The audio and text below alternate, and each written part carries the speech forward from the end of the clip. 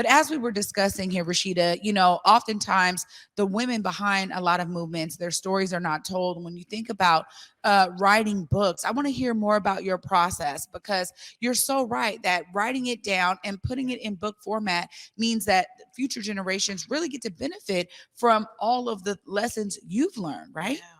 Yeah. For me, my decision wasn't really a decision at first.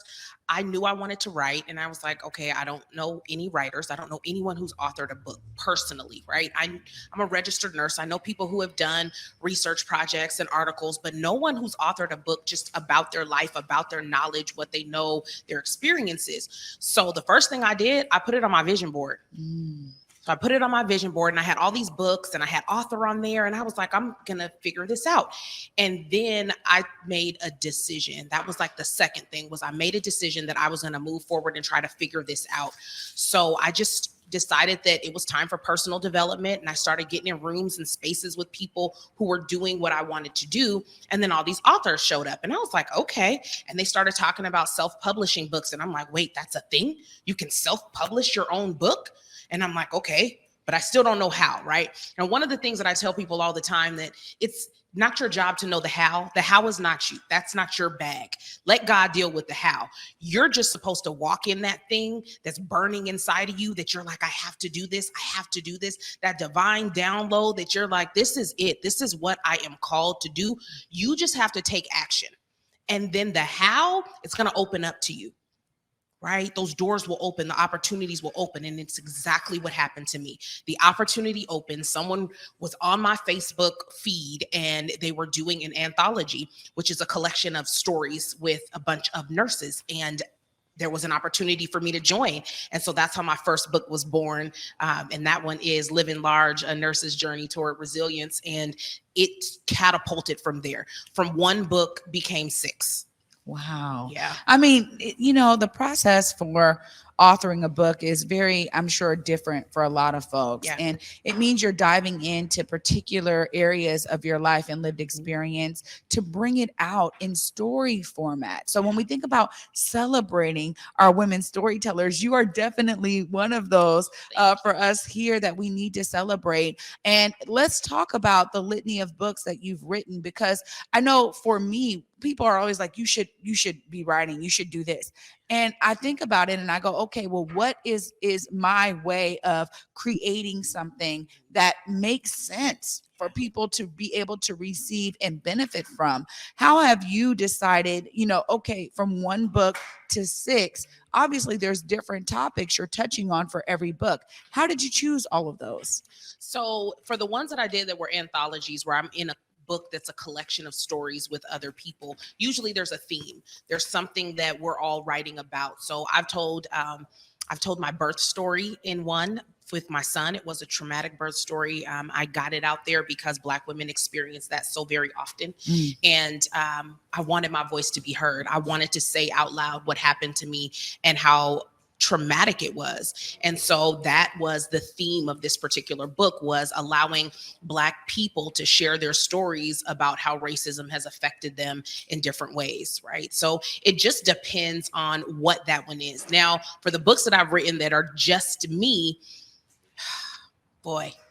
So Sis, It's Time to Thrive, my latest book, A Unicorn's Guide to Loving Yourself Audaciously, that was really about my healing and moving forward journey in who I am and how I got to where I am. And I really wanted to leave that blueprint. So that book is laced with stories and anecdotes, and the end of each chapter has affirmations and journal prompts and questions to ask yourself to help you move forward in that area. And it was really about me just sharing how I got to where I am today and how you can do it too. Yeah. I mean, this is right here for me when we think about this year's theme. Storytelling comes in all different types of formats. Yeah. And so I love being able to be a part of media where, there are videos now that people can go back to and see what's been happening in this area and beyond, all of the things that we cover, for me, it's like it's now in some type of format that people can digest and consume. But Yeah. that's the same thing when it comes to book writing and being courageous enough to tell your story. Because I feel like that's really where a lot of this generates from. Yeah. And honestly, we are all the better for it when we have a multifaceted viewpoints out there for us to consume and to be inspired by.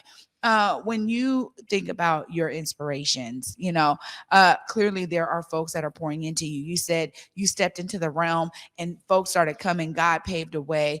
When you think about some of those top influences and inspirations for you to carry you forward through to the end of the book, because starting and ending are two different Yes, things. they are. Tell us more about some of those inspirations for you. Yeah. So, for me, coaching is huge. I am a coach. I'm a leadership coach for women, and I believe in it. So I didn't blindly go into starting to write my first book. I got a coach.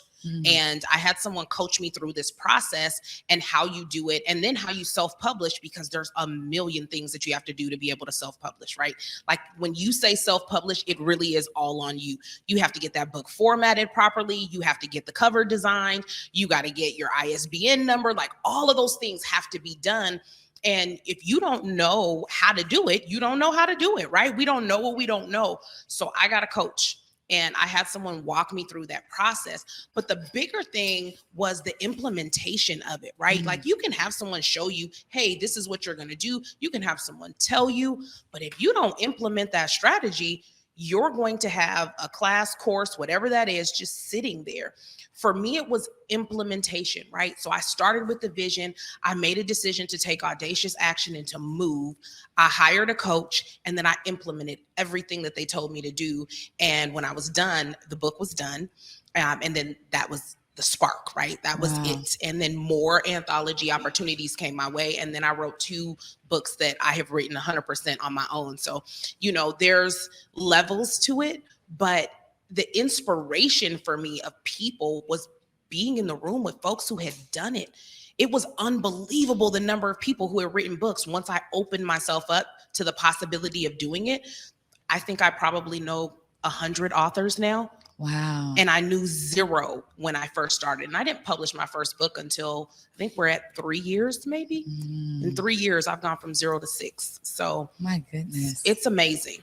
Well, congratulations to you for stepping out on you, really, and giving yourself the opportunity to share your story in the ways that you have. And honestly, I already know that your clients, in terms of your coaching clients, they are receiving the benefit of you sharing those stories, because oftentimes what that is it becomes a part of your lived experience. So it's another thing that you're able to really tap into when you're guiding and helping others in your coaching practice. So, of course, Rasheda, always excited to talk to you every first Friday of the month as folks are hearing this amazing story and they want to get your books. Look right there. Make sure they know exactly how to tap in with you, get your coaching services and your books. You can find me at RashedaHatchettMedia.com. Go to my website, hit shop, and you can find all of my books and all the things that I offer. I am on IG, Facebook, at Rasheda Hatchett Media. So come in, join me. The next thing I have coming up is a leadership retreat for women who are ready to take their cape off. So if that's you, meet me on my website. I got a lot for you there. Go and sign up.